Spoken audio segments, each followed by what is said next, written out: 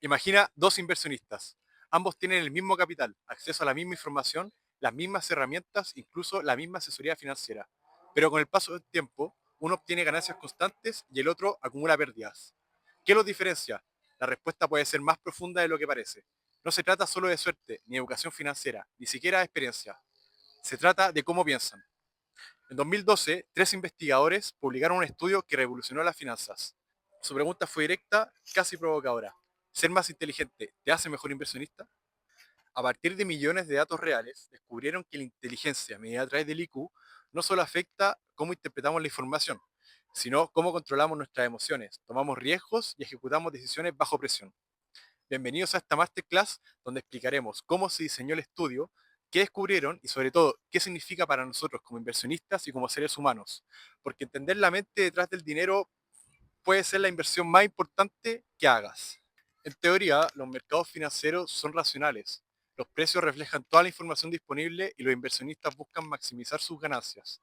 Pero la práctica demuestra algo muy distinto. Cuando el mercado sube, aparece la euforia. Compramos sin pensar. Cuando baja, surge el pánico. Vendemos por miedo. Este comportamiento es tan común que tiene nombre: sesgos conductuales.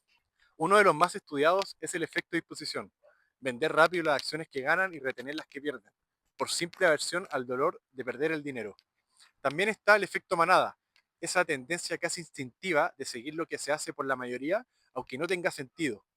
Hasta hace poco se creía que estos errores eran universales, que todos los seres humanos por naturaleza caemos en las mismas trampas psicológicas.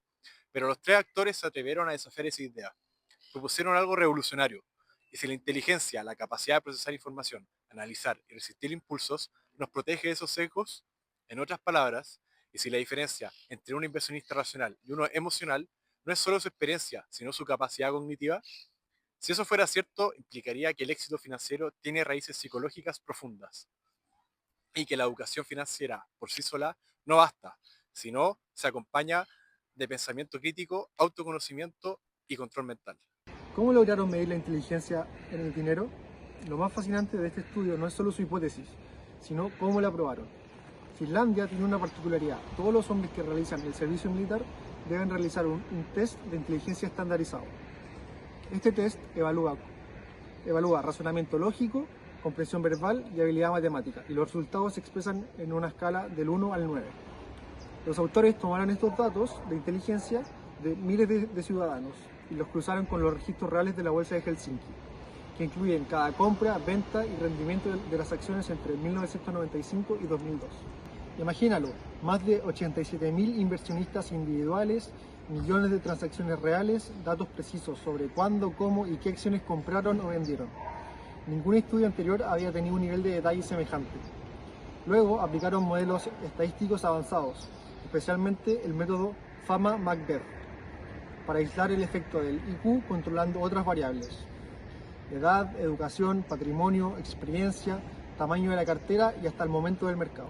En esencia, observaron cómo la inteligencia influye en tres cosas: el comportamiento del trading, qué compran, cuándo venden, cómo reaccionan a las pérdidas; el rendimiento obtenido y los costos de eficiencia operativa. Por primera vez era posible analizar si pensar mejor realmente se traducía en invertir mejor. El cerebro detrás de las decisiones. Los resultados fueron contundentes. Los inversionistas más inteligentes mostraban patrones conductuales radicalmente distintos. En primer lugar, eran menos propensos al efecto de disposición. No vendían sus ganancias por impulso ni retenían sus pérdidas por orgullo. Sabían cortar pérdidas a tiempo.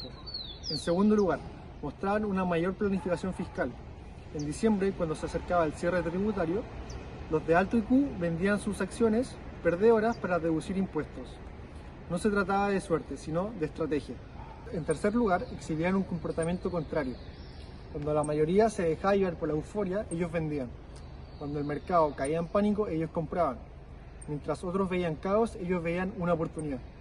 En palabras de los autores, los inversionistas de alto IQ proporcionaban liquidez al mercado en momentos de tensión.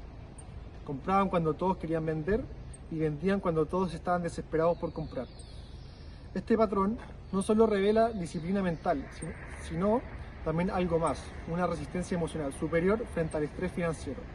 Y eso, en un entorno dominado por incertidumbre, es oro puro. Todo esto se tradujo en resultados concretos. Los inversionistas con mayor IQ obtuvieron un rendimiento de un 2,2% superior por año, en promedio. Cuando se ajustaron los datos por timing de mercado, la brecha aumentó a casi 5% anual. 5 puntos porcentuales parecen poco, pero a largo plazo pueden duplicar el valor de un portafolio en una década. Además, los inversionistas inteligentes pagaron menos comisiones, ejecutaron mejor sus órdenes, o sea, compraron a precios más bajos y vendieron más caro y diversificaron más sus carteras. En otras palabras, arriesgaron menos, ganaron más y operaron mejor. Y lo más importante, esta ventaja se mantuvo incluso después de controlar por riqueza, edad, educación y experiencia. No era una cuestión de dinero o de suerte, era una cuestión de mentalidad y proceso cognitivo. Los autores concluyeron que la inteligencia permite procesar mejor la información, resistir la presión del momento y planificar con frialdad. O dicho de otra forma, la rentabilidad nace del pensamiento claro, no del impulso rápido. El efecto manada. Otro hallazgo clave fue el del comportamiento de rebaño. Los autores esperaban que los inversionistas de alto IQ fueran completamente inmunes a la tendencia de seguir a los demás, pero no fue así. El efecto manada apareció en todos los grupos, aunque de formas distintas. Los inversionistas con bajo IQ tendían a seguir la masa por imitación. Compraban cuando el mercado subía y vendían cuando caía. Los de alto IQ también se movían en grupo, pero motivados por la información, no por la emoción. Se podría decir que no seguían a la manada, sino a los otros lobos racionales. Actuaban en sincronía con otros inversionistas sofisticados que interpretaban las señales del mercado de manera similar. En conjunto, este subgrupo funcionaba como un sistema estabilizador dentro del mercado, equilibrando las irracionalidades de los demás y ayudando indirectamente a que los precios fueran más eficientes. Es decir, la inteligencia no elimina el comportamiento colectivo, pero lo vuelve más racional, más informado y menos emocional.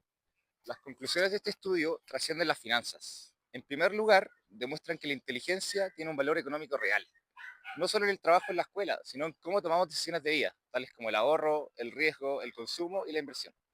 En segundo lugar, refuerza la necesidad de educación financiera emocional, porque aunque no todos tengamos un IQ alto, sí podemos entrenar el pensamiento racional y el control emocional.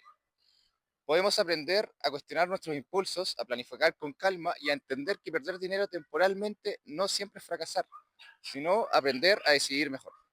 Finalmente, el estudio nos deja una lección sobre humildad. Los mercados no se ganan con fuerza, se ganan con paciencia y claridad mental. Y esa claridad se entrena, leyendo, aprendiendo, observando y respirando antes de actuar. Porque al final invertir es una extensión de cómo pensamos. Y pensar bien, con lógica y sin emociones, sigue siendo la mejor inversión de todas. Este estudio nos muestra que el dinero no solo mide riqueza, también refleja la calidad de nuestras decisiones.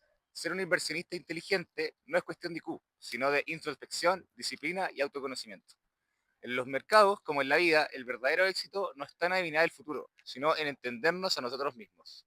Porque quien domina su mente, domina su destino financiero.